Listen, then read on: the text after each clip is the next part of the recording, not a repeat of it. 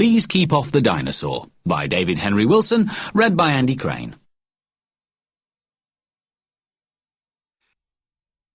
Ready, steady, almost go. Is London bigger than the High Street? Asked Jeremy James.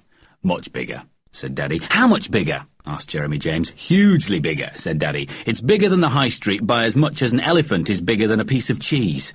Jeremy James gasped. Then it must be hugely huge. It is, said Daddy. And it must have lots of toy shops, hundreds, and lots of sweet shops, thousands. Can we go to all of them? Asked Jeremy James. There are other things in life in London, said Mummy, than toy shops and sweet shops. Now finish your breakfast, or by the time you get to London, it'll be time to come home. Jeremy James and Daddy were going to London, where Daddy had to see an important lady. Is she the Queen, Daddy? Well, not quite. She's Mrs. Robinson. They would spend the rest of the day seeing the sights, and would spend the night in a hotel before driving back tomorrow. The name of the hotel, much to Jeremy James's delight, was Hotel Jeremy. Daddy had chosen it specially because he said a hotel with a name like that just had to be nice. Mummy would have liked to go to London too, but decided that it wouldn't be much fun wheeling the twins around all day. "Jaffa go Lundy?" suggested Jennifer. "Another time," said Mummy. "Quiffer Lundy?" suggested Christopher, hoping it was something to eat. "Not today," said Mummy. She would take them to the park instead. It wasn't so far. Mummy had cooked Jeremy James a big breakfast to last him through the long journey, and now that he'd finished his cornflakes, he was enjoying a plateful of egg, bacon, sausage, tomato, mushrooms, and fried bread.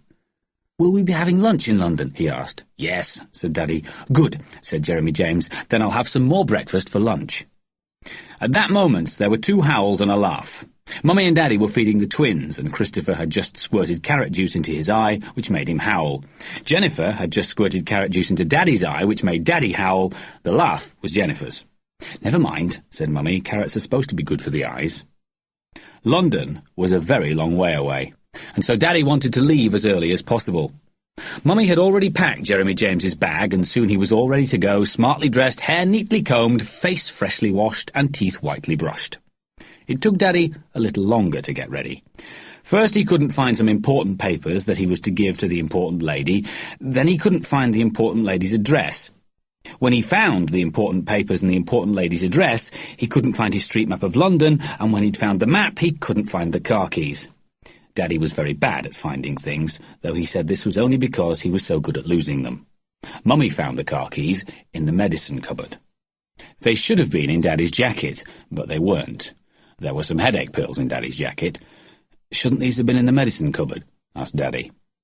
Eventually, Jeremy James was strapped into the back seat of the car, and with cheery waves and loud goodbyes, he and Daddy drove off down the street, swung round the corner, and glided slowly and silently to a halt. "I knew there was something I had to do last night," said Daddy. "What was that?" asked Jeremy James. "Get some petrol," said Daddy.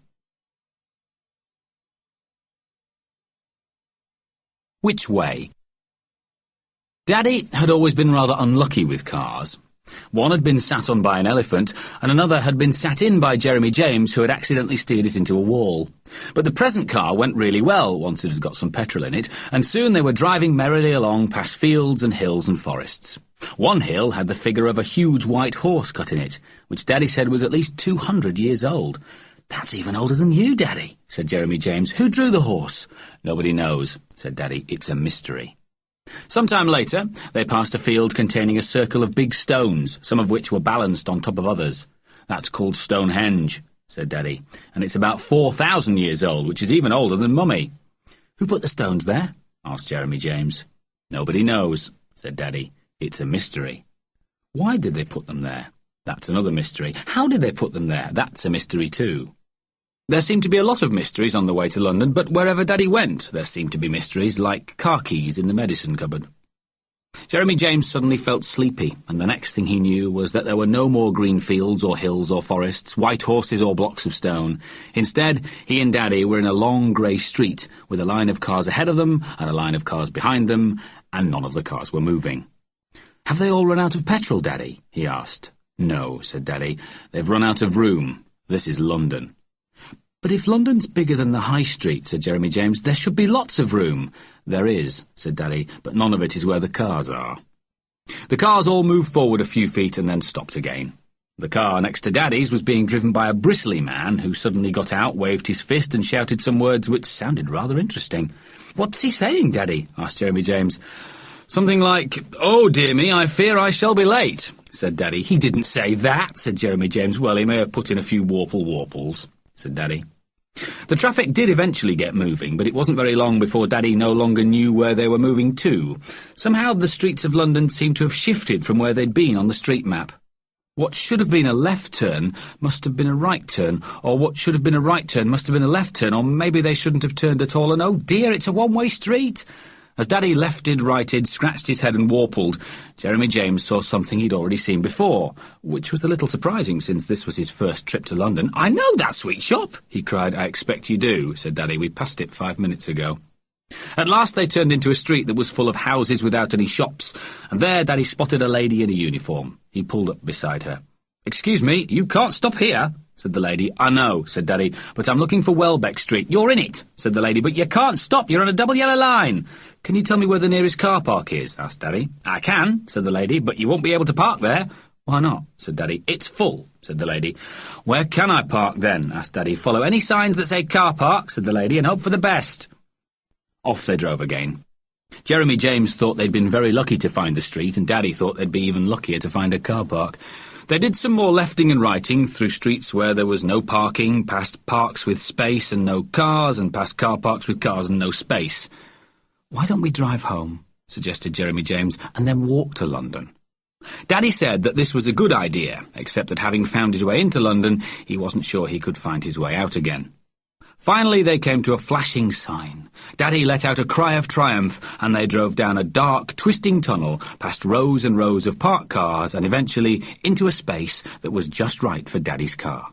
"Now I know," said Daddy, "how Columbus felt when he discovered America."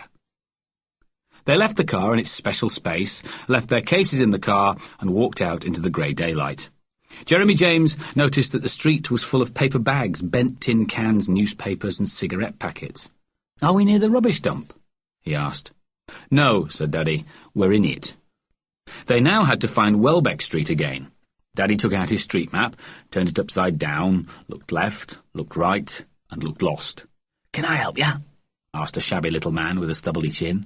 "I'm looking for Welbeck Street," said Daddy. "Then I can't help you," said the shabby little man, and walked on. A dark-skinned man in blue overalls was painting a window ledge, and Daddy asked him if he knew the way to Welbeck Street. "Oh, dearie," said the man, "I am not coming from this part of London, so sorry." Then Daddy tried to ask a lady, but she flapped her hand and said, "No, thank you," and walked straight past him. Another lady stopped, smiled sweetly, and said, "No speak the English." An elderly gentleman hadn't heard of Welbeck Street, and another elderly gentleman had heard of it but didn't know where it was. An elderly lady knew where it was but didn't know how to get there. By the time a kindly policeman had shown them the way to Welbeck Street, Mrs. Robinson, the important lady, had gone to another appointment, but she had left a message. She would meet Daddy and Jeremy James for lunch the next day if they were still going to be in London. "Judging by today's experiences," said Daddy, "we'll be lucky if we ever get out of London." He wrote a note for Mrs. Robinson to say he was sorry about today but was looking forward to tomorrow, and then he said something that brought a smile to Jeremy James' face. "Lunch," said Daddy. "Yes, please," said Jeremy James. "I'd like bacon and eggs and sausages and roomushes." "Roomushes?" asked Daddy. "Like we had for breakfast," said Jeremy James. "Oh, mushrooms," said Daddy. "Or did you eat them upside down?" They left Mrs. Robinson's building and walked to a street that was full of restaurants, but none of them were serving bacon and eggs. "Wouldn't you like a pizza?" asked Daddy, "or a kebab or fried rice or a nice hot curry?" Jeremy James knew what he wanted, and he also knew what he didn't want. He wanted bacon and eggs, and he didn't want anything he didn't know. Finding a bacon and egg restaurant was as difficult as finding a parking space, and so Jeremy James finally agreed to go to a restaurant with the next best choice: fish and chips, sausage and chips, or chicken and chips. Jeremy James chose chicken and chips, and he had Coca-Cola with it and strawberry ice cream after it. That was truly a lunch fit for a Londoner, though it was a pity about the roomushes. Wax and 20p. After lunch, Daddy said they were very near to a place called Madame Tussauds, which was full of waxwork figures of famous people. Jeremy James thought it sounded boring, but it had just started to rain, and Daddy said he'd rather be bored and dry than interested and wet, and it wouldn't be boring anyway. No sooner were they inside than Daddy seemed already to have lost his way. "There's a policeman over there," he said. "Just go and ask him where the Chamber of Horrors is." Jeremy James went up to the policeman. "Excuse me," he said. The policeman looked straight ahead. "Could you please tell me the way to the Chamber of Horrors?" The policeman told him nothing. "Excuse me," said Jeremy James again. The policeman didn't even excuse him. Daddy came up beside Jeremy James and started laughing. "He's a waxwork," said Daddy. "You're talking to a model." Jeremy James stood there amazed, gazing at the model of a policeman which looked just like a real policeman. To make sure, he pulled the policeman's jacket and then touched the policeman's hand. It was cold and hard. "Was he ever a real policeman?" asked Jeremy James. "No," said Daddy, "just a lump of wax." Madame Tussauds was full of people who weren't people. It was also full of people who were people. And so, when they'd looked at some of the people who weren't people, Daddy suggested they should get away from all the people who were people and go to somewhere that was less crowded. "What about the Chamber of Horrors?" asked Jeremy James. Daddy said this was full of murderers and witches and gruesome, horrible things that Jeremy James shouldn't see, and so Jeremy James said he wanted to see them. Daddy said they'd give him bad dreams. Jeremy James said he liked having bad dreams, and Daddy said, "Oh, all right then, and it couldn't be worse than driving through London." In the Chamber of Horrors, some of the people who weren't people had rather nasty faces, but so did some of the people who were people. There were also some blood-stained instruments and chopped-off heads and people with bulging eyes and hanging-out tongues. They were just like some of the pictures in Jeremy James' giant book of fairy tales. "Oh, yeah, look at that!" gasped Daddy, pointing to a blood-stained woman holding a blood-stained knife over a blood-stained man in a blood-stained bath. "You shouldn't look at it, Daddy," said Jeremy James. "It'll give you bad dreams." Daddy had soon had enough of frightening himself, and so he and Jeremy James left Madame Tussauds to join the thousands of real people out on the streets of London. It was still raining, and Daddy said they would take the Underground, which was a railway that ran underneath the streets. Jeremy James thought this was another of Daddy's jokes, like the policeman who wasn't a policeman, but Daddy said it was true, and held Jeremy James' hand as they went down a long, moving, rattling staircase. When they reached the bottom, they walked along a rounded, white-tiled passage in which a straggly-haired young man was playing a guitar and singing in a voice that rattled just like the moving staircase. Daddy gave Jeremy James 20p to drop in the young man's hat, and the young man winked and nodded. Jeremy James put his hand back in Daddy's, but he was frowning as they walked. An idea was forming in his mind, and it seemed a really good idea. He waited until they could no longer hear the young man's rattling song, and then he suddenly took his hand out of Daddy's, ran to the white-tiled side of the passage, and sang at the top of his voice, "London's burning, fetch the engines, fire, fire, fire, fire!" "Jeremy James!" cried Daddy. "What on earth are you doing?" "I'm singing," said Jeremy James. "I can hear that," said Daddy. "What for?" "So I can get 20p, said Jeremy James. Daddy laughed, and so did some of the people who were hurrying by, but nobody gave Jeremy James 20p. Jeremy James wondered why, and Daddy said maybe it was because people in London weren't too keen to hear that London was burning. The moving staircase, the 20p singer, and the top of Jeremy James' voice were whispers compared to the mighty roar of the Underground train coming out of its tunnel. Like the rest of London, it was full of people, and Jeremy James found himself standing nose to knee with a large black lady who looked down at him and smiled. Jeremy James smiled back, and the lady reached into her pocket, pulled something out, and handed it to him. It was a round red sweet. Jeremy James looked at Daddy, who grinned and nodded. "Thank you very much," said Jeremy James to the lady. She smiled again, and Jeremy James let go of Daddy's hand to unwrap the sweet. Just at that moment, the train jerked, and Jeremy James, Daddy, the black lady, and everybody around them went stumbling and tumbling. As he fell, Jeremy James' hand let go of the sweet, and before he could pick it up again, a big black shoe on the end of a grey-trousered leg had stepped on it. Jeremy James heard the crunch of shoe on sweet even above the rattle of train on rails. Daddy lifted Jeremy James up, and then turned to help the lady who had dropped some of her shopping on the floor. Jeremy James helped her as well, and then he turned his attention to the black shoe on the end of the grey-trousered leg. The leg belonged to a grey-suited man with a round red face underneath a round black hat. "Excuse me," said Jeremy James. The round red face looked down. "You're standing on my sweet," said Jeremy James. "Am I?" said the man, and moved his foot. Underneath the foot was a fine red powder wrapped in sticky paper. "Oh," said Jeremy James. "Oh dear," said the round-faced man. "That was my sweet," said Jeremy James. "So I can see," said the man. "I don't think I can eat it now," said Jeremy James. "I don't think you could even drink it," said the man. "I'm ever so sorry. Look, take this and buy yourself some more sweets when you get off the train." He reached into his pocket and pulled out a 20p coin. Jeremy James' eyes went as round as the red sweet before it had turned into red powder. "Thank you very, very much," he said. Daddy had seen what had happened, and he also thanked the round-faced man. The black lady had seen what had happened, and she gave Jeremy James a round green sweet. Jeremy James said thank you again, then tugged at Daddy's hand. "I think," said Jeremy James, "that I ought to sing them London's Burning." "I think," said Daddy, "that this is where we get out." The Pigeon Lady.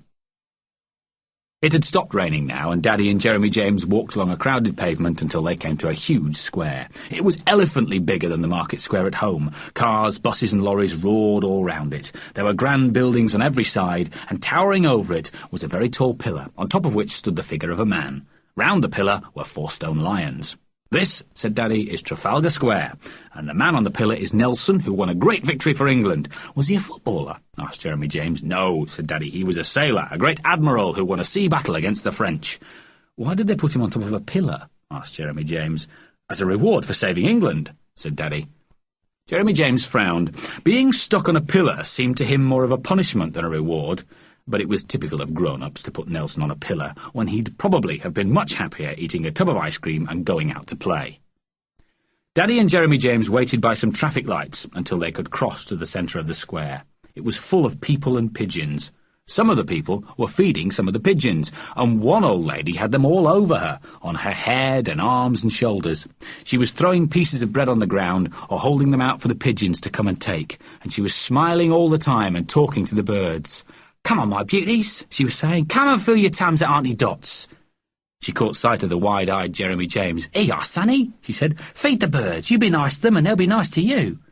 Jeremy James looked at Daddy, who smiled and nodded, and the old lady gave him a handful of crumbs. "Just hold your hands out and they'll come," she said.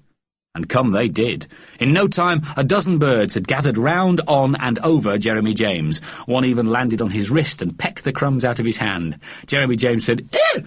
and he and Daddy laughed. The pigeons were all making a gentle cooing noise. One sat on Jeremy James's head and sang "Roo-coo, roo-coo" in his ear. Then Jeremy James felt something warm and soft slipping down the side of his face.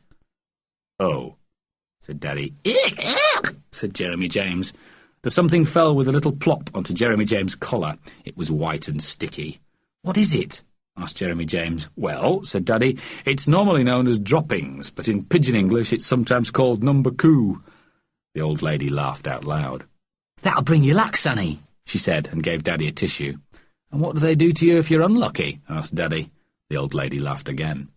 Daddy tried to wipe Jeremy James' face, but the pigeons were still fluttering all round him. The old lady told him to throw the rest of his crumbs away, and then the pigeons would leave him alone. "They're just like some people," she said, "all over you so long as you've got something to give 'em, not so keen when you're empty-handed." But even when the pigeons had fluttered away, the sticky white stuff still stuck to Jeremy James' collar. The old lady pointed to a fountain across the square. "A drop of water's all you need," she said. "Then he'll be clean as a pigeon in a packet of persil." Daddy took Jeremy James to the fountain and washed his face and collar till all the sticky white stuff had gone. "Will I be unlucky now?" asked Jeremy James. "Not unless someone gives you a loaf of bread," said Daddy. They walked back across the square to say goodbye to the old lady. And now Jeremy James saw that she was not only covered with pigeons, she was also covered with number coo. "You must be very, very lucky," said Jeremy James. "Oh, I am, sonny," she said. "I am. Look at all the friends I got and the nice people I meet. I'll tell you something else. Have you ever been on the Underground?" "Yes," said Jeremy James. "And you've seen how crowded it is?" "Yes," said Jeremy James. "Well," said the old lady, "when I gets on, you should see how quick the carriage empties. Auntie Dot never has no trouble with crowds, except, of course, with crowds of pigeons." The Prime Monster. When they said goodbye to Auntie Dot, Daddy and Jeremy James walked down a broad street which was called Whitehall. Jeremy James wondered if it was called Whitehall because the pigeons had been there as well. In the middle of the street was a large white block, which Daddy said was the cenotaph and was a monument to people who had been killed in the war. "Is war a good thing?" asked Jeremy James. "No," said Daddy, "it's very bad." "Did Nelson fight a war?" "Yes, against the French." "Well, if war's a bad thing, why do they put Nelson on top of a pillar if being on top of a pillar is a good thing?" Daddy explained that war was bad, but winning a war was good. Jeremy James asked if winning a war was good for the people who had been killed, and Daddy said no, and it wasn't even good for the people who hadn't been killed. So who is it good for? Asked Jeremy James. Nobody really, said Daddy, except soldiers and politicians. Who's polytishuns? Asked Jeremy James. Daddy explained that politicians were people who told other people what to do and pretended it was for their own good. Is Mummy a politician? Asked Jeremy James. No, said Daddy. When Mummy tells you to do something, it is for your own good. And when I tell you to do something, it's also for your own good. But when politicians tell you to do something, it's usually for their good. By now they had reached a narrow street which was closed off by a gate, and Daddy said this was Downing Street, where the Prime Minister lived.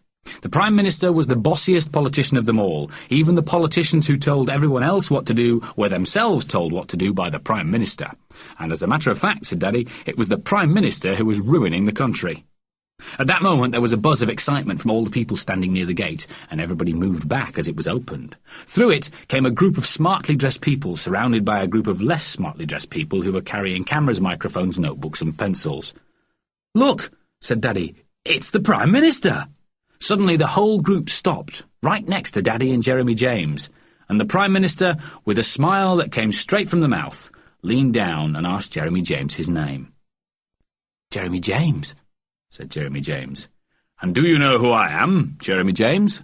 asked the Prime Minister.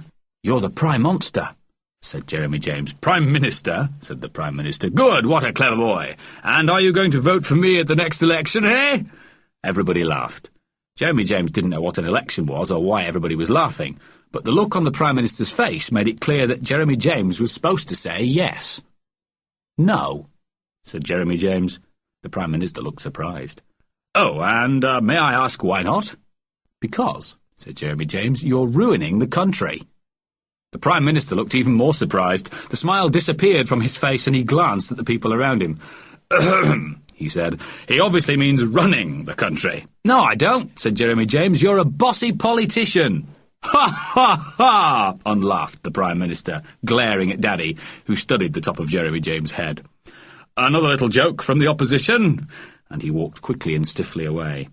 A man with a camera took a photograph of Jeremy James, and another man with a notebook came up to him. "Well done, young man," he said. "We'll have you on the front page tomorrow. Jeremy James accuses Prime Minister of ruining the country." Everybody was smiling and nodding and congratulating Jeremy James. He wasn't quite sure what all the fuss was about, but he had a strange feeling that perhaps one day he might be put on top of a pillar, like Nelson, for having saved England. More politicians. Further along the road, Daddy and Jeremy James came to a very grand and beautiful palace called the Houses of Parliament. "She must be as rich as the Queen," gasped Jeremy James. "Who?" asked Daddy. "Polly Mint," said Jeremy James. Daddy explained that Polly Mint was where politicians met to tell one another what to do, and Jeremy James wondered why so many people in London were called Polly. They joined a small queue at one of the doors, and Daddy said they were lucky because usually it was a large queue. "I know why we're lucky," said Jeremy James. "Why?" asked Daddy. "Because of the pigeon's number coup," said Jeremy James. "Or number Q," said Daddy. "Well, whatever it is, it's worked because we're going in." At the entrance, a man in a uniform was searching people. When it came to Jeremy James' turn, the man looked very seriously at him and asked if he had any guns or bombs. Jeremy James said he hadn't, but he'd like some if the man was giving them away. It turned out that the man wasn't giving them away. "In this place," he said to Daddy, "you won't catch anyone giving anything away." Daddy and Jeremy James walked upstairs and along corridors, all of which were lined with statues and pictures, and then they suddenly found themselves on a sort of balcony.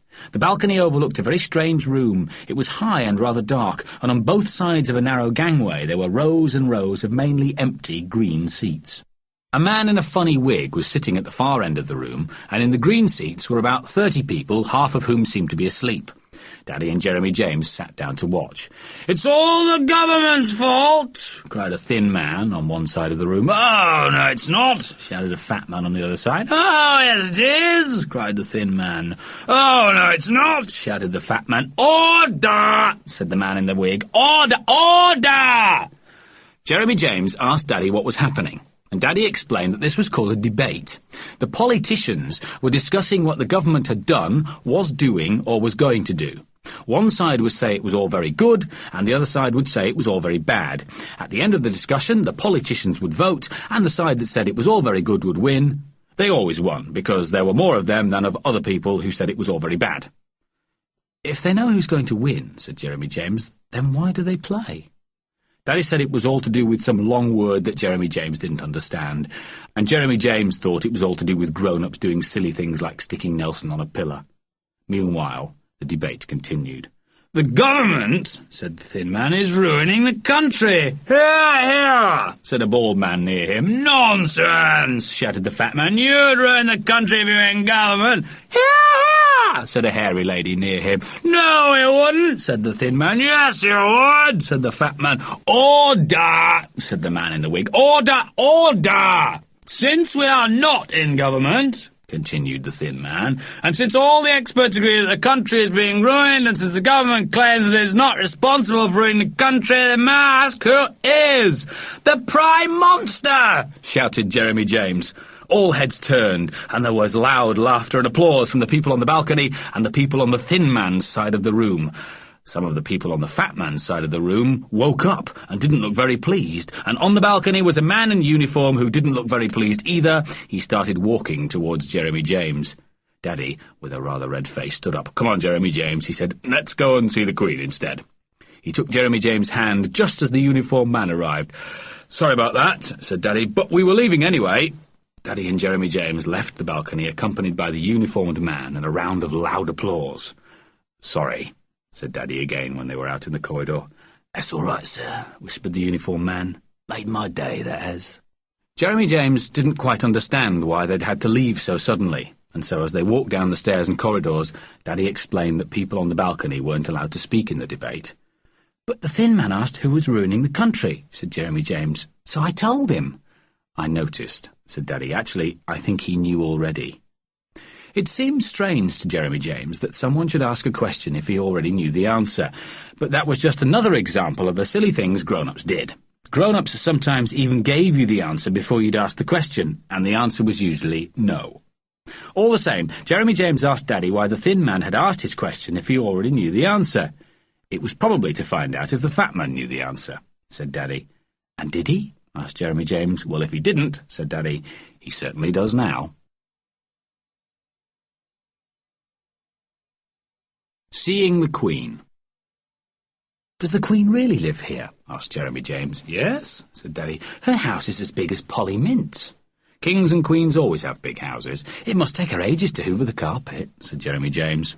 They were standing outside Buckingham Palace, and Jeremy James gazed up at all the windows and wondered which one the Queen would look out of. Daddy said she might not look out of any of them, because she might not be there. "If I had a house like that, I'd always be there," said Jeremy James. "So would I," said Daddy. "I'd never find my way out." "What do kings and queens do, Daddy?" asked Jeremy James. "Well," said Daddy, "when they're not hoovering the carpet, they travel around meeting people, they open buildings, launch ships, and ride through the streets so that people can cheer them and wave their flags. How do you become a king? The best way is to get yourself a father who's king and make sure you haven't got any older brothers." "I haven't got any older brothers," said Jeremy James. "No," said Daddy, "but unfortunately I'm not a king, which I'm afraid means that you won't be a king either." This was a bit of a blow for Jeremy James. He rather liked the idea of being king. He could easily live in a big house like the Queen's, and he was good at meeting people, and he'd be very good at riding through the streets and being cheered. He wasn't sure how to open buildings or launch ships, but maybe somebody else could do that, and he would do some extra meeting people and being cheered. "Can't you become a king then, Daddy?" he asked. Daddy shook his head. "Well, could the Queen make me a king then?" asked Jeremy James. "You can ask her," said Daddy, "if you see her." The problem was how to see her. Even if she came to one of the windows, she'd be much too far away for Jeremy James to talk to. He'd need to go into the palace itself. But when he told Daddy that he wanted to go into the palace, Daddy said he'd never be allowed in, and it was time we were going anyway. "They might let me in if I ask nicely," said Jeremy James. "I don't think so," said Daddy, "but you can try. There's a guard through the gate there. You can ask him, but if he says no, then we'll leave, right?" Jeremy James walked along the railings to a gate which was open, and standing inside the gate was a guard in a red uniform with a high furry hat that came down over his eyes. He was standing very still, holding his gun like a walking stick and staring straight ahead. Jeremy James went up to him. "Excuse me," he said. The guard didn't move. "Please can I go and see the Queen?" Not a movement, not a word, not a blink. The guard was as stiff as a statue. Suddenly Jeremy James began to laugh. Daddy had played another trick on him. This wasn't a real guard at all. He was a waxwork like the models in Madame Tussauds. Jeremy James pulled the guard's tunic and poked his hand. "If you don't go away, little boy," said the guard out of the corner of his mouth, "you'll get a thick ear." Jeremy James leapt back in amazement. "I thought you were a waxwork," he said. "I may look like a waxwork," said the guard, "and sometimes I feel like a waxwork, but I can give you a thick ear like no waxwork has ever given you." "I only want to see the Queen," said Jeremy James. "Well, you can't," said the guard. "She's not at home." "Will she be back soon?" asked Jeremy James. "Not till next Thursday," said the guard. "Can I give her a message?" "Could you tell her that I want to be king?" "Certainly, sir. And who shall I say was calling?" "Jeremy James," said Jeremy James. "All right, Jeremy James, I'll inform Her Majesty," said the guard. "Now up it, before you get me into trouble." Jeremy James hopped back to Daddy, who was watching from the other side of the railings. "Well, what did he say?" asked Daddy. "He said he'd give me a thick ear," said Jeremy James, "and he'd tell the Queen I want to be king." "That's nice of him," said Daddy, "or half nice of him." "But the Queen won't be back till Thursday," said Jeremy James. "That's bad luck," said Daddy. "We'll be gone by then." The Taxi Driver. It was time to leave Buckingham Palace anyway, because Daddy wanted to go to the hotel. "We'll take a taxi," he said. "Have a wash and a rest, and then get ready to see London by night. Agreed?"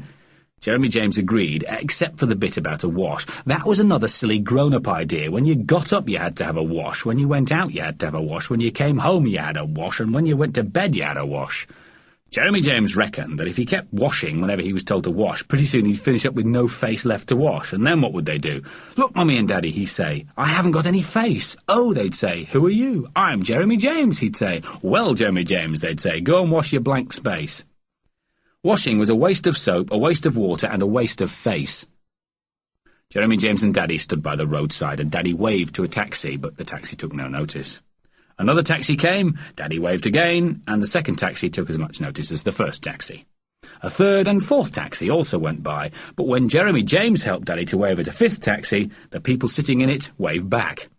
"They were nice," said Jeremy James. At last an empty taxi drew up beside them, and they climbed in. "Hotel Jeremy, please," said Daddy to the taxi driver, who was a thin man with glasses on his nose, stubble on his chin, and a flat cap on his head. "Hotel Jeremy," repeated the taxi driver. "Never heard of it." "It's in Jeremy Street," said Daddy. "Jeremy Street," repeated the taxi driver. "Never heard of it." "It's very near Welbeck Street," said Daddy. "Welbeck Street," repeated the taxi driver. "Where's that?" Well," said Daddy. "I wish you people would pick places what I've heard of," grumbled the taxi driver. "I'm sick of people going to places I don't know. It makes my job very difficult." "Sorry," said Daddy, "but I thought that since you're a taxi driver—" "Yeah," said the taxi driver. "Everybody thinks that because you're a taxi driver you must know everything. Where's this place, they ask. Where's that place? Had someone this morning ask me the quickest way to Highgate Cemetery. I told him the quickest way was to jump under a bus. Now then." He pulled out a book, took off his glasses, muttered, "Welbeck Street, Welbeck Street, Welbeck Street," and began to flick through the pages. "Welbeck Street," he said. "Got it. What was the other street?" "Jeremy Street," said Daddy. "Jeremy Street, Jeremy Street, Jeremy Street," said the taxi driver. "Jeremy Street, got it. Is that where you want to go?" "Yes, please," said Daddy. "Couldn't have picked a much smaller street, could you? No wonder I've never heard of it." They set off through the streets of London, and as the taxi dodged in and out of the traffic, the driver kept telling Daddy what terrible drivers all the other drivers were. Daddy said it must be a really difficult job, and the taxi driver said he'd only been doing it for 3 days, and if the next 3 days were as bad as the first 3 days, he wouldn't be doing it for much longer. "London," he said, "is full of people who don't know where they're going and drivers who don't know what they're doing." "Daddy never knows where he's going," said Jeremy James. "I do know where I'm going," said Daddy. "I just don't know how to get there." "I got the same problem," said the taxi driver. "I don't know how I managed to pass me taxi driving test, because I ain't got no sense of direction." Daddy asked him what he'd been doing before he became a taxi driver. "I was a tourist guide," he said. "I only had that job for 3 days and all. Took a party of tourists to Hampton Court and lost them in the maze." Jeremy James asked Daddy what a maze was, and he explained that it was a lot of paths that led into a place you couldn't get out of. Jeremy James asked if London was a maze, and Daddy said it was worse than a maze because it was just as difficult to get in as to get out. "Not to mention getting round," said the taxi driver, pulling into the curb. "I'm lost." He pulled out his book. "Now, where was it you wanted to go?" he asked. "Daddy," said Jeremy James, "isn't that our car park over there?" "So it is," said Daddy. "Ah," said the driver, "found it, have I?" "Pretty nearly," said Daddy. "This'll do, anyway." "Well, fancy that," said the driver. "Must be my lucky day." Daddy and Jeremy James got out, and Daddy paid before they said goodbye to the driver and set off towards the car park. When Jeremy James looked back, the taxi was still there, and the taxi driver had taken off his glasses and was looking at his book. "Do you think he'll find his way home?" asked Jeremy James. "No," said Daddy. "And do you think we'll find our way back to the hotel?" "No," said Jeremy James. But before they didn't find their way to the hotel, Daddy wanted to fetch the cases from the car, and that meant finding the car. This might not have been quite so difficult if Daddy had remembered which floor it was on. Jeremy James remembered that it was the space between two cars, but for a long while they couldn't find the space or the other two cars, and when at last they did find it, Jeremy James realised that the space had been filled. Daddy's car was in it. They took out their bags, and then Daddy asked the car park attendant the way to Jeremy Street. Fortunately, it was only 2 minutes' walk away, and so in exactly 10 minutes, after Daddy had turned left instead of right, they found themselves outside a tall, dark building with a big sign over the door that read, Hotel Jeremy. The Bushy Man. Daddy and Jeremy James walked into the hotel. In the hallway, a man was sitting at a table with his head in his hands and a bottle and a glass next to his right arm. "Good afternoon," said Daddy. The man raised his head, and Jeremy James found himself staring up at a square-shaped face with a bushy moustache and two bushy eyebrows. The two eyebrows were so bushy that at first Jeremy James thought the man had 3 moustaches. "What a life," said the man. "It's not that bad, is it?" asked Daddy. "Maybe yours isn't," said the man. "Business is terrible." "Oh dear," said Daddy. "I can't pay my mortgage." "Oh dear." "The chambermaid left last week." "Oh dear, oh dear. And my wife left this morning." "Oh dear, oh dear, oh dear. What a life!" The bushy man poured some drink out of the bottle into the glass and swallowed it with one gulp. "I suppose you want a room," he said. Daddy explained that he'd already reserved a room by telephone, and the man looked in a book and said, stood up and sat down. "Room 44, he said. 4th floor, keys over there. I'd get it for you, but I'm having difficulty standing up." Daddy went behind the table and took a key down from a board that was full of keys. "Lift's not working," said the man. "Nothing works in this hotel, including me. What a life." Daddy and Jeremy James made their way to the stairs. "People aren't very happy in London, are they?" said Jeremy James to Daddy as he stomped upwards. "Some of them are," puffed Daddy. "Well, the bushy man isn't," said Jeremy James, "and the taxi man wasn't, and the prime monster wasn't, and the politicians weren't." "The pigeon woman was happy," panted Daddy, "and the people in the underground, and we're happy, aren't we?" "Yes," said Jeremy James, "I'm always happy." "So there are some happy people in London," gasped Daddy. "Though I shall be a lot happier when we've reached the 4th floor." Room 44 was at the end of the corridor.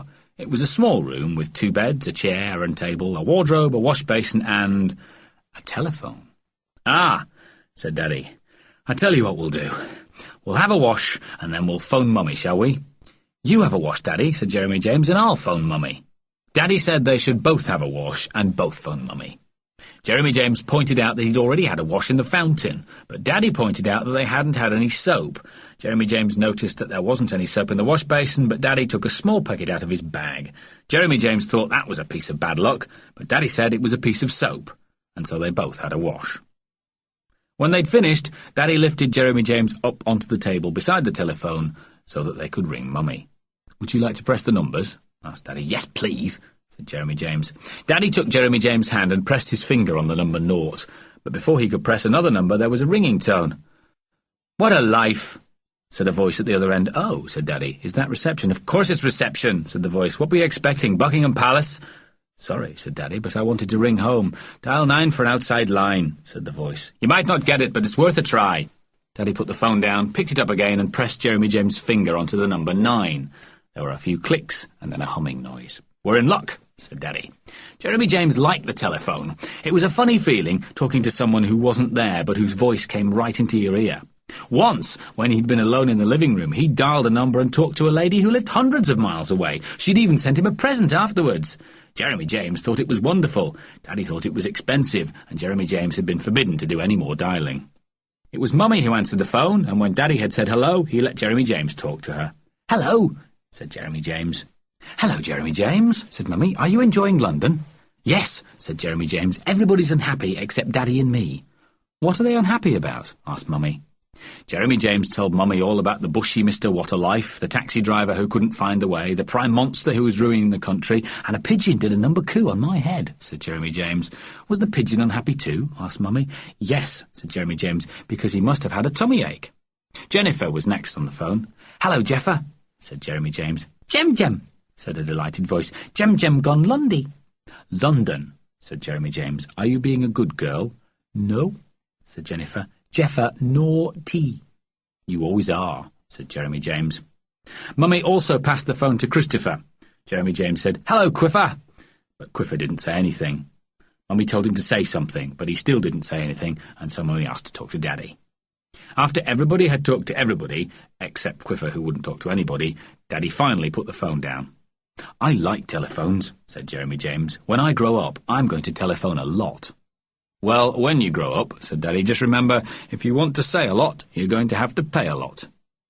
That was another grown-up idea. If you wanted something nice, you always had to pay for it. Nasties, of course, were free. You could have as many washes as you liked, and you wouldn't have to pay a penny.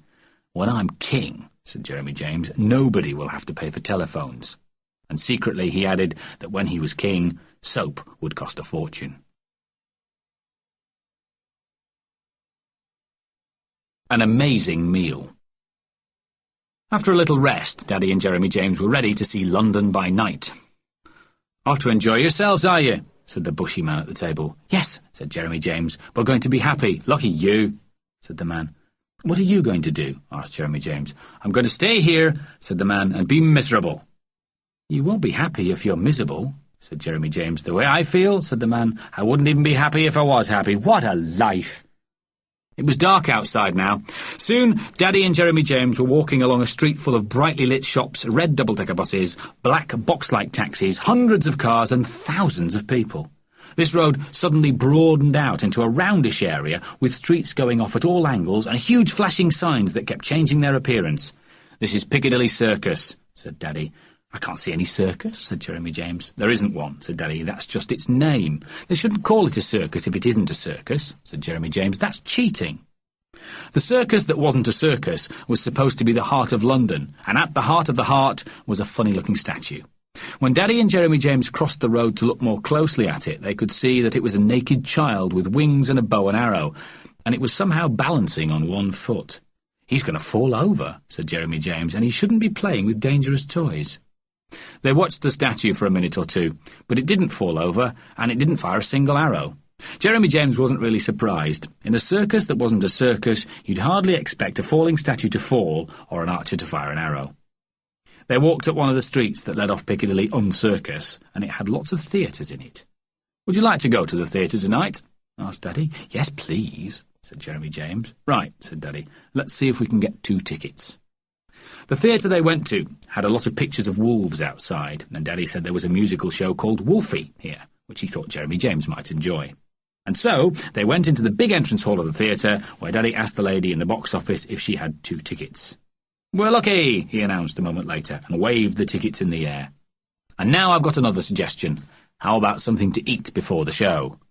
Daddy was full of good ideas this evening. He even knew which restaurant they would go to and where it was.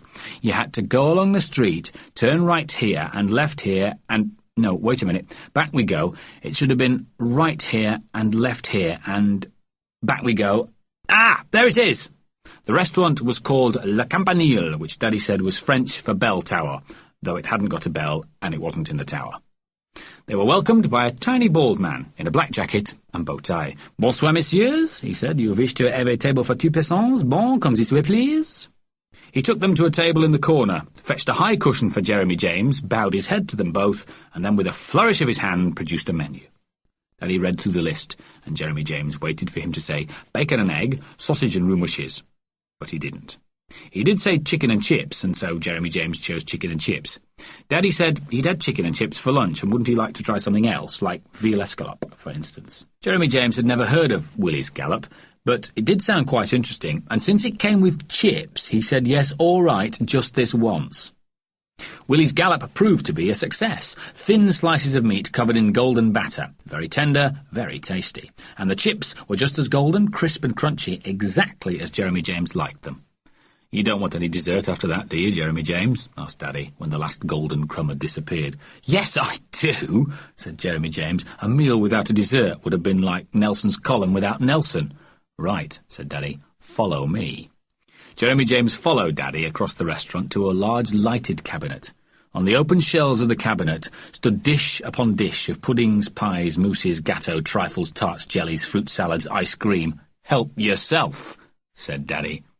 Jeremy James' eyes opened as wide as two dessert bowls. "To anything?" he asked. "Whatever you like," said Daddy. "As much as I like?" asked Jeremy James. "As much as you can get in the bowl," said Daddy. No dessert bowl was ever piled as high as Jeremy James's. He took a portion of pudding, a piece of pie, a mountain of mousse, a tremble of trifle, a tingle of tart, a judder of jelly, and an iceberg of ice cream. Heads turned to look at the amazing dessert bowl with legs as it made its way carefully across the restaurant to the table in the corner. "You'll never be able to eat all that," said Daddy, though his own bowl was almost as high as Jeremy James's. "Nor will you," said Jeremy James. They were both wrong. For the next 10 minutes, not a word was spoken as spoons and forks scooped and sliced and squelched their way through the multicoloured mouthfuls. If every Londoner could come and have dinner in the bell tower, thought Jeremy James, they would never be unhappy again. When at last the bowl was empty and Jeremy James was full, the little bald man in the black jacket and bow tie came to the table. "Did you enjoy the meal?" he asked. "Yes, thank you," said Jeremy James. "It was the best meal I've ever had." "Ah, bon," said the man. "Then perhaps you will come again." "Yes, please," said Jeremy James. "When?" "Whenever you like," said the man. "Can we come tomorrow?" asked Jeremy James. "You must ask your fazer," said the man. Jeremy James didn't know what a faziar was, but Daddy seemed to understand. "We'll see you next time we're in London," he said to the man. "We're going to be in London tomorrow," said Jeremy James. Daddy had obviously forgotten that. Wolf watching. There were hundreds of people at the theatre, and unlike the prime monster, the taxi driver and the bushy man, they all seemed very happy. Maybe they'd been eating in bell towers as well. Daddy and Jeremy James went up a broad staircase. Daddy showed his tickets to a smiling man at the door, and then they went inside a huge room that was full of purple seats. There was a purple curtain at one end of the theatre, and glass lamps hanging from the ceiling, and galleries and balconies and gold ornaments on all sides. Most of the seats were already sat in, and people were laughing and chattering, and Jeremy James noticed one lady with a box of chocolates in her hand. But even if she'd offered him one, he couldn't have eaten it. Not yet, anyway. Jeremy James had been to theatres before. Once, Daddy had to talk to somebody, and Jeremy James had wandered onto the stage and had a chat with some actors. They hadn't been too pleased to see him, and one of them had carried him off the stage. The audience had liked seeing him, though, because they'd laughed and applauded. They'd also applauded on another occasion when he and Daddy had gone on the stage with a magician named Marvello, who had smashed Daddy's watch but hadn't really. Theatres were exciting places, and Jeremy James wondered if he'd be able to go up on this stage as well. Daddy said excuse me to some people who stood up and let them through to their seats. Jeremy James found himself sitting next to a lady with grey hair and a lot of sparkles round her neck. "Hello," said the lady. "Hello," said Jeremy James. "What's your name?" she asked. "Jeremy James," said Jeremy James. "And is this the first time you've been to the theatre, Jeremy James?" asked the lady. "No," said Jeremy James. "I've been lots of times." At this moment, a tall man with a thick neck and a lot of hair sat right in front of Jeremy James. "Can you see all right?" asked Daddy. "Yes," said Jeremy James. "I can see the man's head." "Oh dear," said Daddy. "Here, try my seat." Daddy and Jeremy James changed places, but next to the tall man was a tall lady, and she had even more hair than the tall man. "Can you see now?" asked Daddy. "Yes," said Jeremy James. "I can see the lady's head." The tall lady must have heard what Jeremy James had said, because she turned round in her seat. "We're blocking your view, are we?" she said. "The problem is," said the sparkling lady with grey hair, "that wherever Jeremy James sits, there'll be someone in front of him." "There's no one in front of us," said the tall man, turning round. "Let's all change places." "That's very kind of you," said Daddy. The tall man and the tall lady stood up, and then everybody else in their row stood up to let them pass, and Daddy and Jeremy James also stood up, and everybody in their row stood up to let them pass as well, and just as the two rows were standing up, all the lights went out. Jeremy James could see nothing in the sudden darkness, but he heard someone say, "Ouch!" and Daddy say, "Sorry." And then Jeremy James bumped into Daddy, and Daddy bumped into someone else, and there were more ouches and more sorries.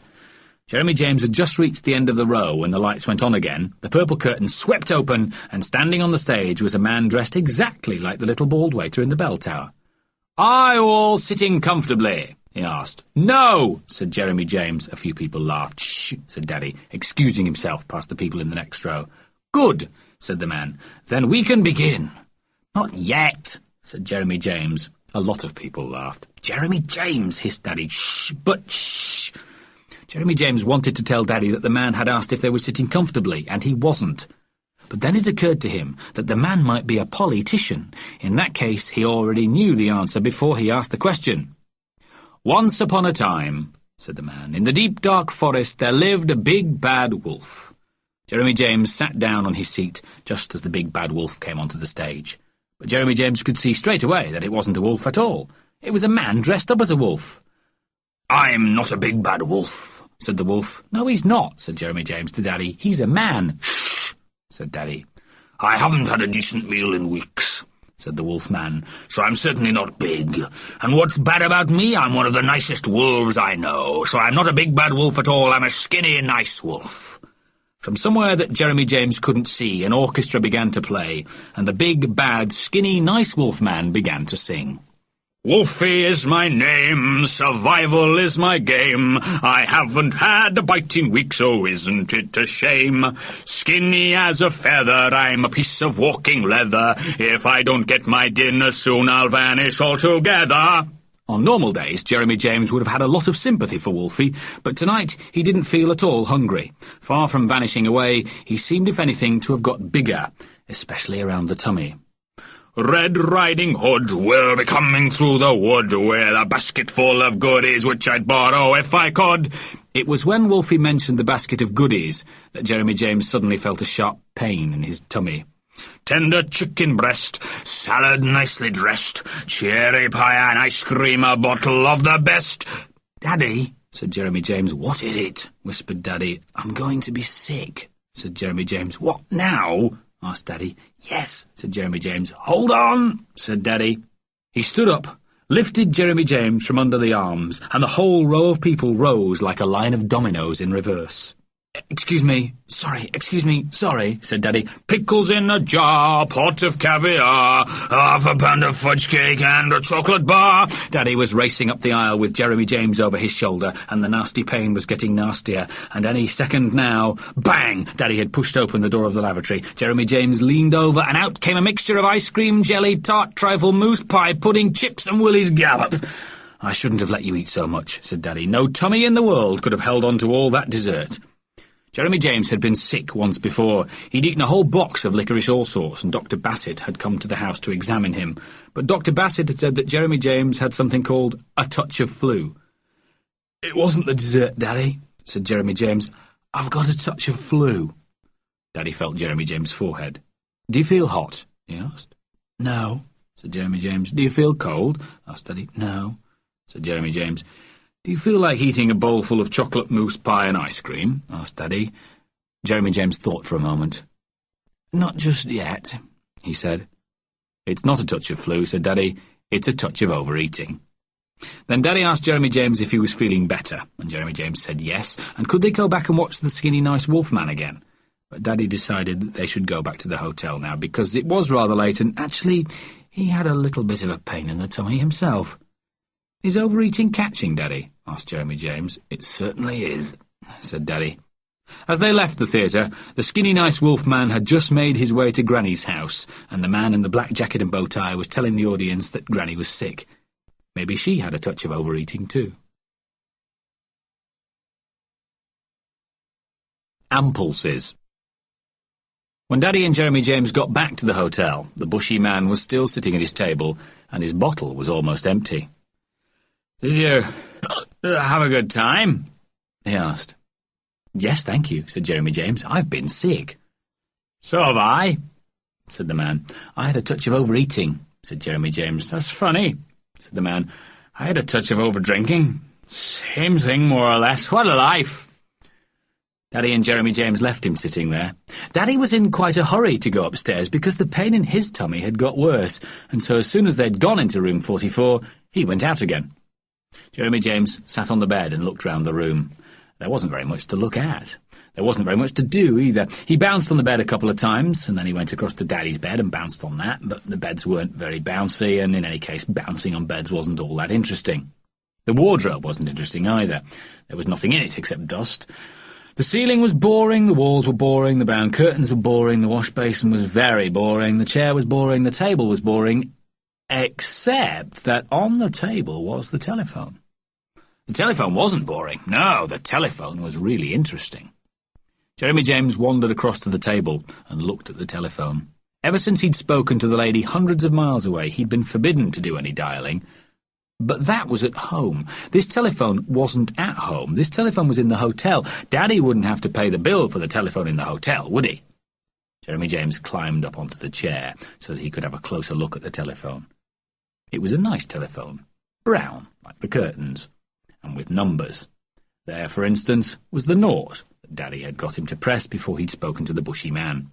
Jeremy James wondered if someone might already be talking on the telephone. There was certainly no harm in just picking it up and listening. And so he picked up the receiver. There was a humming noise.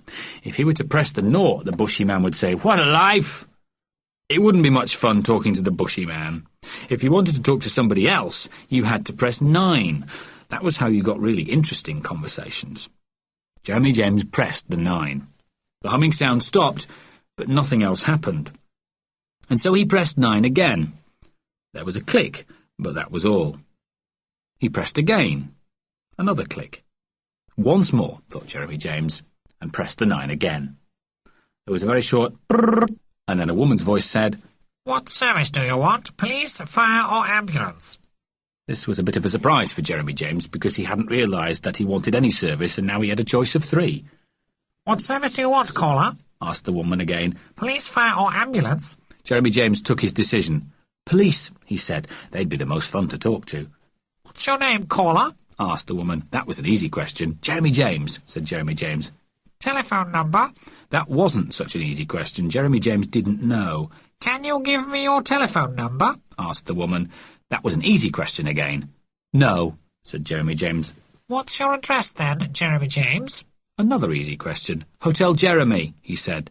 There were some clicks and then a man's voice came on the line. "Police," said the man. "Hello, police," said Jeremy James. "What's the trouble, son?" asked the man.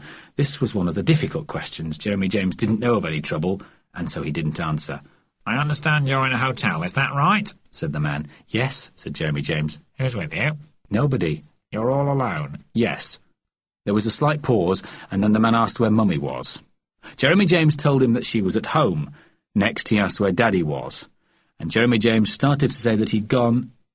Well, he was going to tell the man that Daddy had gone to the lavatory, but grown-ups don't like talking about lavatories. And so Jeremy James simply said, "He's gone," and left it at that. "Gone?" echoed the policeman. "He had a pain," explained Jeremy James. "He had a pain and he's gone?" cried the policeman, and Jeremy James heard him say to someone, "Ring for an ambulance, quick!"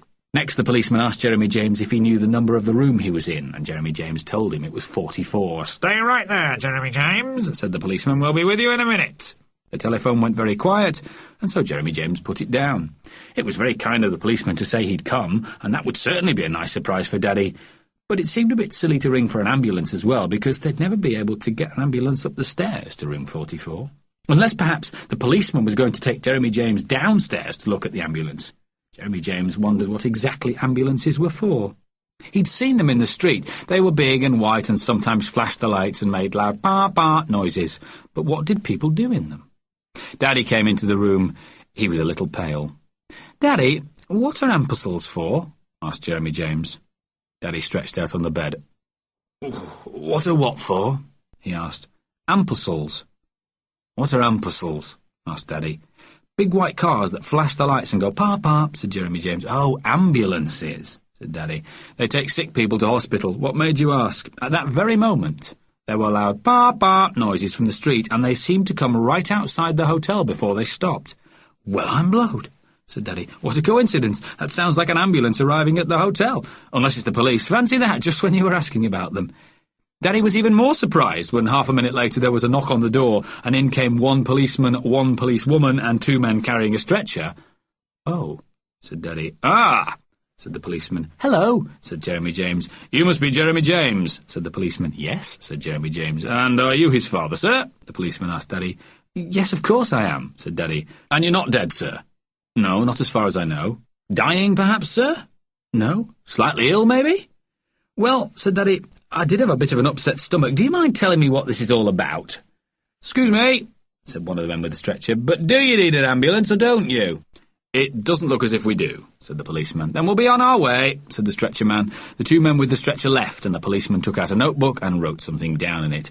"I wish you'd tell me what's going on," said Daddy. "I think, sir," said the policeman, "that maybe your son should tell us all what's going on."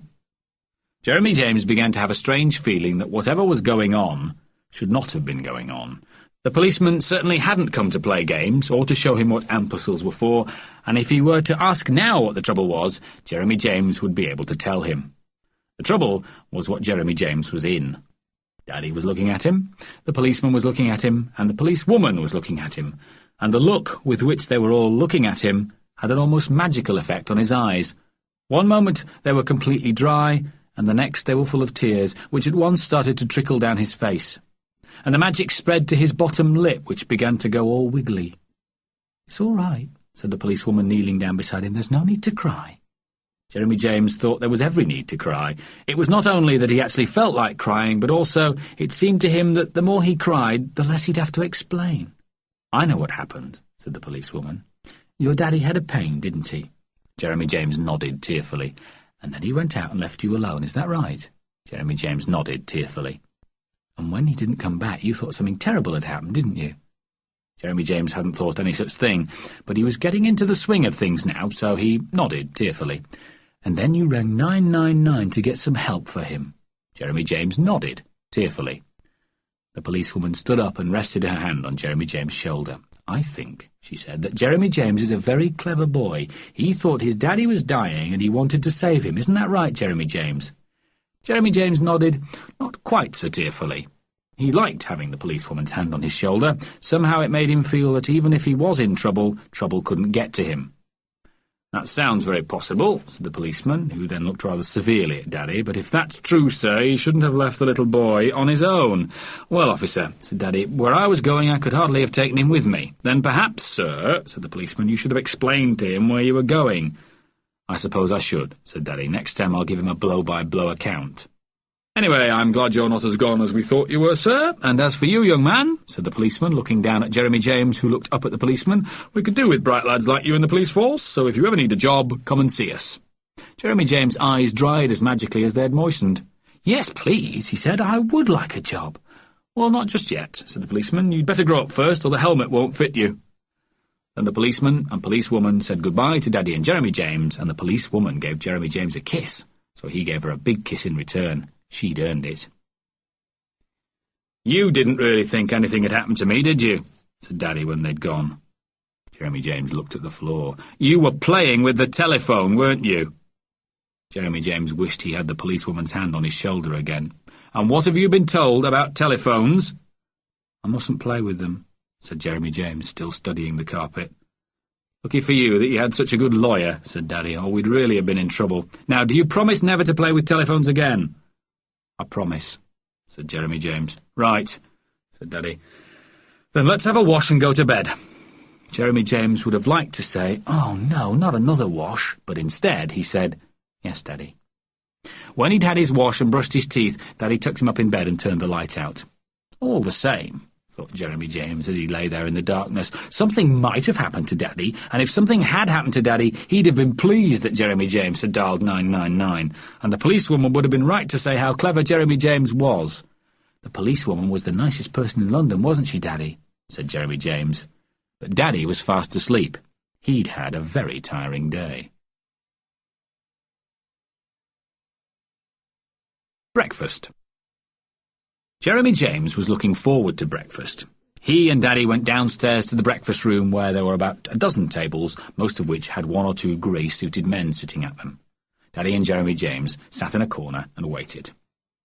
After a few minutes, a thin, long-faced woman with wispy brown hair and a white apron came in, carrying a tray which she put in front of the fat, bald-headed man at the next table. Then she turned to Daddy and Jeremy James. "What do you want for breakfast?" she asked. Egg and bacon, sausage and roux mushes, said Jeremy James. Please. You'll be lucky, said the woman. Coffee or tea? Daddy said he'd have coffee and Jeremy James would have orange juice, and the woman nodded and went away. Some funny goings-on here last night, said the fat man at the next table. Oh, said Daddy. Well, what sort of goings-on? The police were here, and an ambulance. Really? Said Daddy. Yes, said the fat man. Strange business. The owner got drunk and fell down the cellar steps. Only the police and ambulance hadn't come for him at all. Hadn't they? Said Daddy. No, said the fat man. Somebody else had sent for them, but that was a false alarm. Then just as the ambulancemen were going out, they saw the cellar door open and heard somebody groaning. Poor chap had broken an arm and a leg. I came in when they were taking him out. Amazing stroke of luck that someone had just dialed 999. It certainly was, said Daddy. I dialed 999, said Jeremy James. Did you? Asked the man. He did it by accident, said Daddy. That's how the owner fell down the steps, said the man. By accident. Broken arm and leg. What a life, eh? I expect that's what he said too, remarked Daddy. The waitress is his wife, whispered the fat man. Daddy said he thought the owner's wife had left him, but the fat man said she'd come back when she heard about the accident. She hates this place, he said. Can't blame her either. Who'd want a job in a place like this with a man like that? Now he's going to be off for weeks, and she's stuck here till she can get someone to take over. That's why she's in such a vile mood. The long-faced woman came in with a tray which she put down on the table in front of Daddy and Jeremy James. On it were a cup of coffee, a glass of orange juice, and 4 bread rolls with some butter and marmalade. Where's breakfast? Asked Jeremy James. That's it, said the woman, and went away. It's what they call a continental breakfast, said Daddy. I don't want a conchimental breakfast, said Jeremy James. I want a real breakfast. The fat man hadn't wanted a conchimental breakfast either, but apparently everybody had to have the same because it was the owner who always did the cooking and now he was in hospital. You seem to know a lot about this hotel, said Daddy. Oh, I do, said the fat man, and I'll tell you something else. My room hasn't been cleaned. Ah, well, said Daddy, I can tell you something about that. The chambermaid left last week. I know, said the fat man. No chambermaid ever stays in this place more than a few weeks, and frankly, one night's enough for me, but I shall feel really sorry for the owner when he comes out of hospital. Why? Asked Daddy. Because he's going to find himself in even worse trouble, said the fat man. Daddy said that considering the owner was in hospital with a broken arm and leg, his wife was going to leave him, the chambermaid had left him, he couldn't pay his mortgage and the lift wasn't working, he might have difficulty finding any more trouble to get into. You'd be surprised, said the fat man. Just when you've slid to the bottom of the hill, that's when the avalanche hits you. What's his next bit of trouble then? Asked Daddy. Me, said the fat man. I'm a hotel inspector. Dinosaurs. Daddy and Jeremy James were to meet Mrs. Robinson, the important lady, for lunch, and so Daddy said they would leave their bags in the car and spend the morning at the Natural History Museum. After the breakfast that wasn't a breakfast, they packed their bags and went downstairs to pay the bill. The long-faced lady, now without her apron, was sitting at the table. We'd like to pay, said Daddy. Not many people would, said the lady. She looked in a book, wrote something down on a piece of paper, gave it to Daddy, and Daddy gave her some money. How's your husband? He asked. Plastered, she said, one way or other. Was it your little boy that rang for the ambulance? That's right, said Daddy. Jeremy James waited for her to say thank you, and what a clever boy, and here's your reward. With all that whiskey in him, she said, you should have sent for the fire brigade. Daddy and Jeremy James said goodbye to her and set off for the car park. I think I know why London people are so unhappy, said Jeremy James. Why? Asked Daddy. Because, said Jeremy James, they don't eat a real breakfast. When they'd left their cases in the car, which they found with no trouble at all, they went on the Underground again and from the Underground station walked to the Natural History Museum. This turned out to be another palace, and as they walked through the door, Jeremy James found himself looking out for the Queen. But what he actually saw was 100 times more eye-wide opening than even the Queen. Standing ahead of him, in a vast hall, was the biggest animal he had ever seen. To be more precise, it was the skeleton of the biggest animal he had ever seen. If it hadn't been an animal, it might have been a ship, it was so huge. What is it, Daddy? Gasped Jeremy James. It's a dinosaur, said Daddy. It's called Diplodocus. Diplodocus, said Jeremy James. It's one of the biggest animals that ever lived, said Daddy. They stepped into the hall and gazed up at the mighty monster. The cage of its ribs could have held 20 lions, and you could have stood a church on the pillars of its legs. The tail was almost as long as the body and stretched all the way down to the floor. As for the bones of the neck, they reached out like another tail that extended along the ceiling until it ended up in a surprisingly tiny head. Why has it got such a small head, Daddy? asked Jeremy James. Because if its head was any bigger, said Daddy, its neck would fall down. I wish I was Dipperdopus, said Jeremy James. If you were, said Daddy, I don't know what we'd give you for breakfast. 1,000 eggs and bacons, said Jeremy James. He asked Daddy if there were any Dipperdopuses wandering around London, but Daddy said the Dipperdopus had been dead for 150 million years. What did it die of? Asked Jeremy James. Old age, I expect, said Daddy.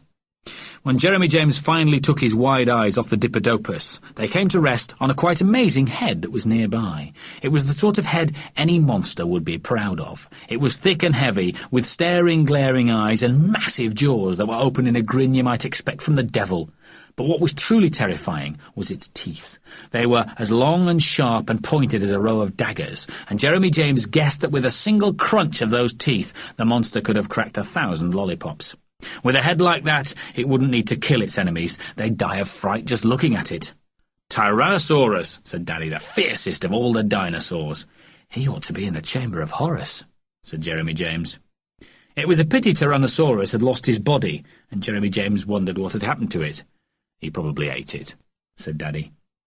If the Runny Roarers had a fight with the Dopey-Dippers, said Jeremy James, who would win?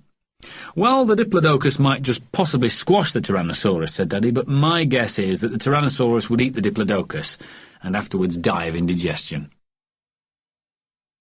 Diplodocus and Tyrannosaurus weren't the only dinosaurs in the hall, and the dinosaurs weren't the only monsters in the museum. In another hall was the biggest animal in the world, a blue whale, and Daddy said there were still blue whales swimming in the sea today. But although the blue whale was as hugely huge as London, it didn't have the mighty legs of a Diplodocus or the fearsome teeth of a Tyrannosaurus. And although Daddy took Jeremy James to other rooms that were full of birds and creepy crawlies and human beings, none of them had Diplodocus legs or Tyrannosaurus teeth either. What Jeremy James really wanted to do was to go and have another look at the dinosaurs. When they got back into the dinosaur hall, the first thing Jeremy James noticed was a smartly dressed lady with a feathery hat and a ginger-headed boy with freckles. The lady was looking up at Diplodocus, and the ginger-headed boy was baring his teeth and snarling at Tyrannosaurus. "Look, Daddy," said Jeremy James, "it's Timothy and Mrs. Smythe Fortescue." The Smythe Fortescues lived next door. Timothy was a year older than Jeremy James, and he was believed to be the cleverest boy in the world, though he was the only person who believed it. "Hello, Mrs. Smythe Fortescue. Hello, Timothy," said Daddy. "Fancy meeting you here." "Oh, what a coincidence," said Mrs. Smythe Fortescue. "We've just dropped Mr. Smythe Fortescue at the airport, one of his business trips, you know, and I thought I'd bring dear Timothy here. He does so love the animals." While Mrs. Smythe Fortescue talked and Daddy listened, Jeremy James and Timothy wandered round the Diplodocus. "I bet you don't know what it's called," said Timothy. "Yes, I do," replied Jeremy James. "It's a Dippydopus." "No, it's not," said Timothy. "It's a skeleton." "It's not. It's a Dippydopus. You don't know anything." "Yes, I do. I know how long Dippydopus has been dead." "It's not a Dippydopus," said Timothy. "You're a Dippydopus. That's a skeleton. And how long has it been dead?" 1,150 years. "No, it hasn't." "Yes, it has, because Daddy said so. Go and ask him."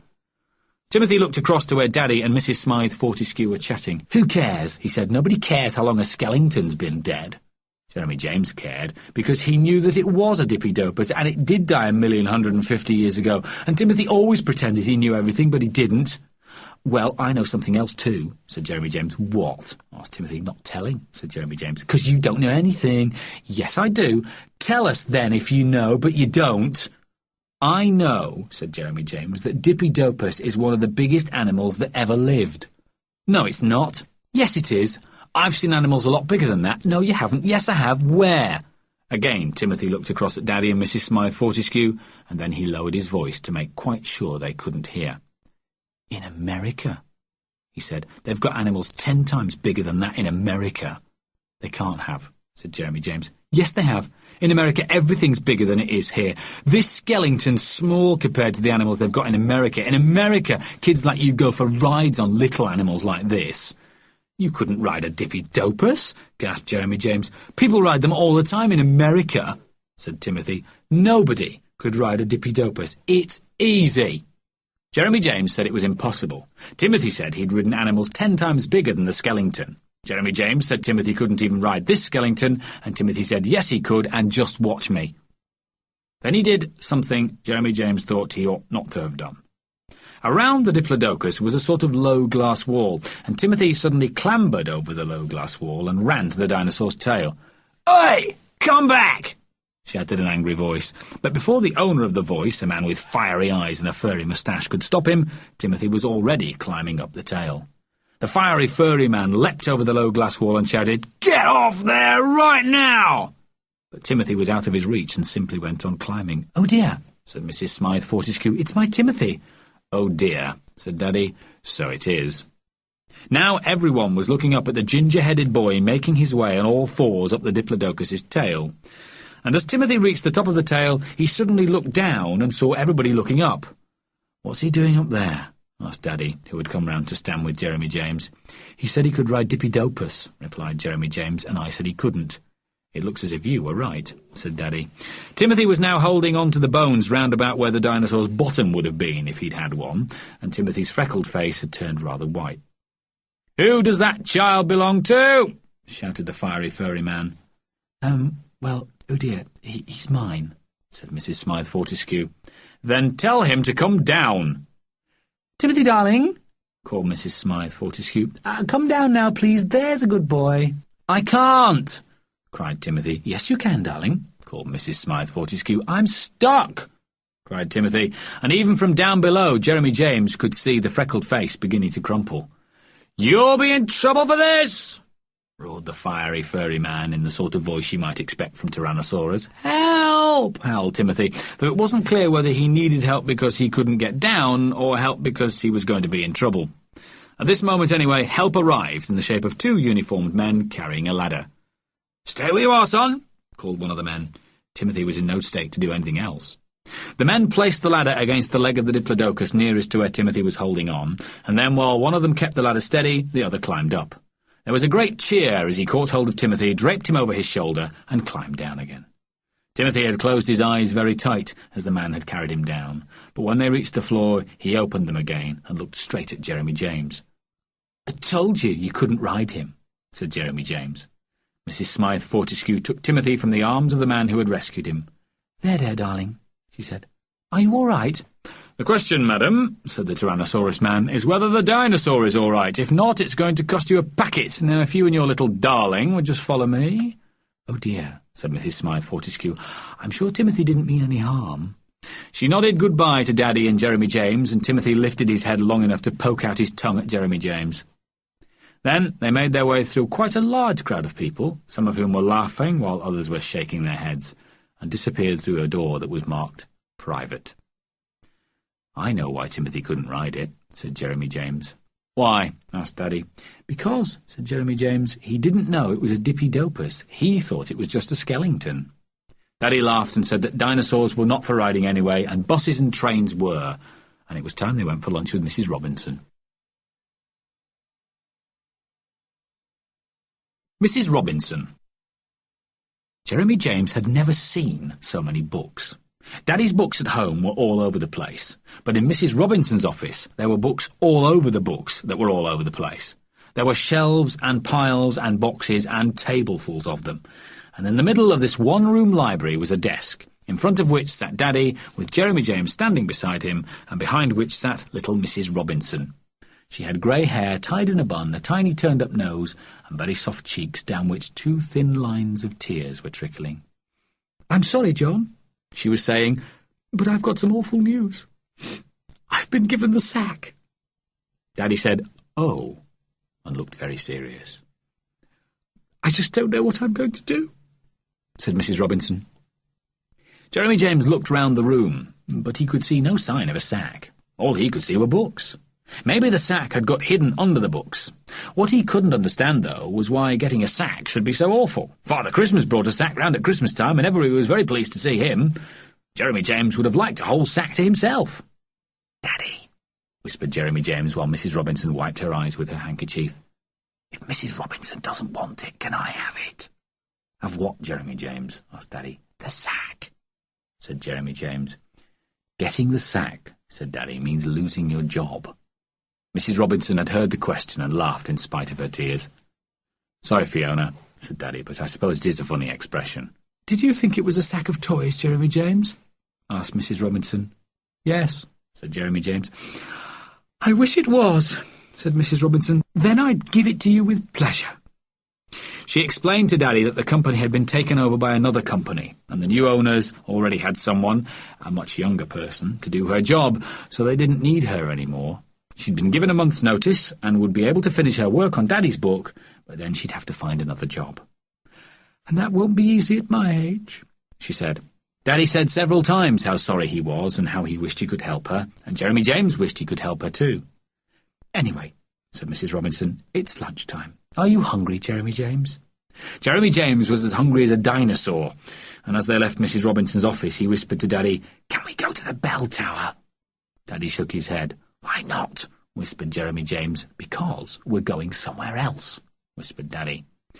The three of them walked down Welbeck Street, turned left, turned right, turned left again, and, "Oh, look!" cried Jeremy James. "It's our hotel."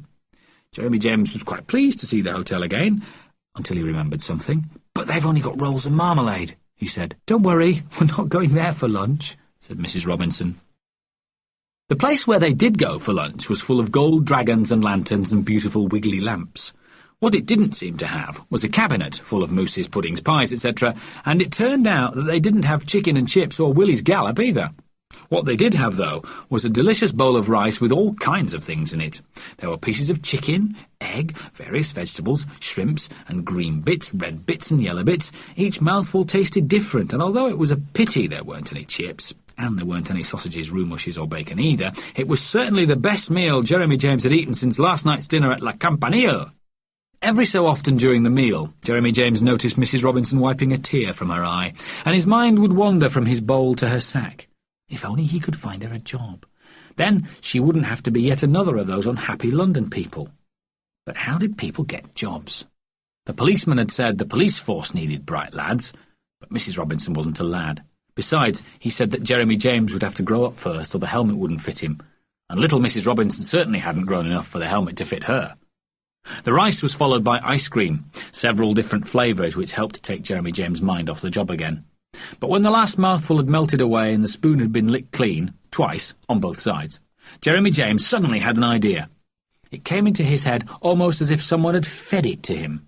He could hardly wait for Daddy and Mrs. Robinson to finish their conversation and their coffee. At last, the three of them stepped out into the street. Jeremy James wished they could walk on the right side. If they didn't, it was going to be very difficult for him to get Mrs. Robinson a job. He was lucky, or rather Mrs. Robinson was lucky. They were on the right side. He held onto Daddy's hand, and while Daddy talked to Mrs. Robinson, Jeremy James waited and waited until the moment came. "Hey, Jeremy James!" cried Daddy, as Jeremy James suddenly let go of his hand and raced away. As they were on the right side, he didn't have to race far. With half a dozen steps, he was through the open door of Hotel Jeremy and running along the hallway. As he ran, he wished very, very hard that the long-faced, wispy-haired woman would be sitting at the table where the bushy man had sat. It must have been a wishes-come-true day, because there she was, as miserable as she'd been at breakfast. "Forgotten something, have you?" she asked, as Jeremy James skidded to a halt in front of her. "No," said Jeremy James. "Is the bushy man still in hospital?" "My husband, you mean?" said the woman. "Yes, of course he is." "And you don't want to do his job, do you?" said Jeremy James. "No," answered the woman. "So can you give his job to Mrs. Robinson?" asked Jeremy James. At this moment Daddy arrived, with a puzzled expression on his face. "Please," pleaded Jeremy James. The long-faced woman looked from Jeremy James to Daddy and back to Jeremy James. "Who's Mrs. Robinson?" she asked. "She's the lady with the sack," said Jeremy James. "What's going on?" asked Daddy. "Well," said the woman, "your little boy's just asked me to give my job to Mrs. Robinson, who's the lady with the sack." Daddy looked long and hard at Jeremy James and suddenly burst out laughing. He quickly explained to the long-faced woman all about Mrs. Robinson's sack, and then something quite extraordinary happened.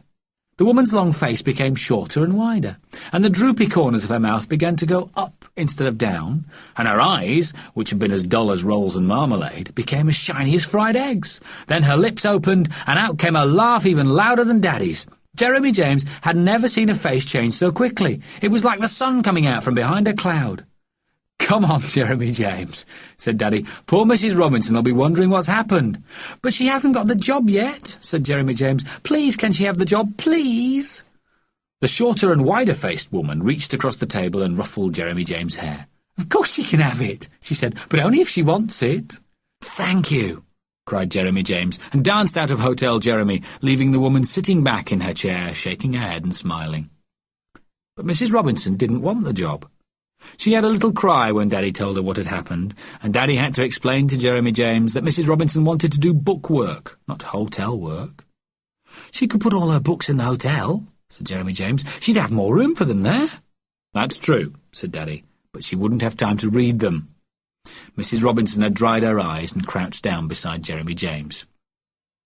"Thank you very, very much, Jeremy James," she said. "I'll never forget what you've just done for me, and I feel a lot better knowing there's a job here if I want it." Jeremy James was pleased that she felt better, though it still seemed to him that working in a hotel could be a lot of fun. You could talk to people on the telephone, for one thing, and for another you could make sure that everybody had eggs and bacon, sausages and roux mushes for their breakfast. If he'd been Mrs. Robinson, he'd have taken the job straight away. But even though Mrs. Robinson was very small, she was a grown-up, and grown-ups can be as strange as dinosaurs. "We'd better tell the lady that Mrs. Robinson doesn't want the job," he said rather sadly. "I think," said Daddy, "the lady already knows." When they got back to Welbeck Street, Mrs. Robinson asked them to come to her office. There she went to a pile of books, behind another pile of books, behind another pile of books, beside a box of books, under a table of books, and pulled out a book. It was a very big book. "This, Jeremy James," she said, "is for you." She handed it over to him, and on the front cover was a picture that he recognised immediately. "It's Tippy Topus!" he cried. "Look, Daddy, it's Tippy Topus! Thank you very, very much, Mrs. Robinson." He gave Mrs. Robinson an even bigger kiss than he'd given to the policewoman, and when he kissed her, he noticed that she was smiling. Like the long-faced woman, she suddenly seemed brighter and sunnier. Daddy and Jeremy James said goodbye to Mrs. Robinson and went out into the street. Jeremy James was holding his big book of dinosaurs under one arm, and his other hand was in Daddy's. "London people are not happy," said Jeremy James as they walked towards the car park. "But they could be happy if they did a bit more smiling." Goodbye, London. Surprisingly, the car park had not moved from where it had been before, and the car had stayed in exactly the same space where they had left it. Daddy and Jeremy James found them both with no trouble at all. "I'm learning," said Daddy. "The secret, Jeremy James, is to make mental notes of where things are. You don't just leave things and walk away. You say to yourself, 'This is where it is,' and then afterwards you remember. Simple. Now then, where's the parking ticket?"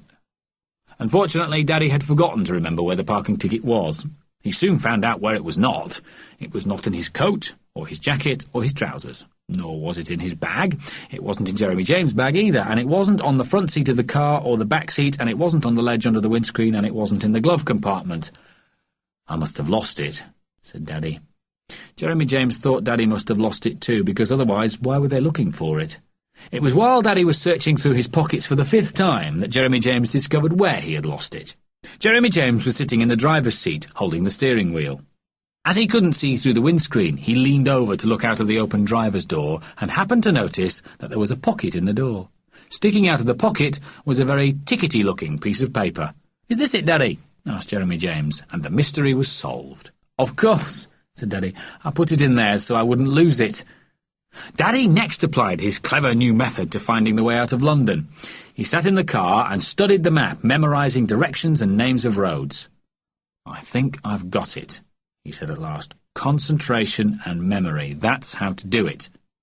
He strapped Jeremy James into his seat, started the car, and away they went up the twisty tunnel as far as the exit barrier.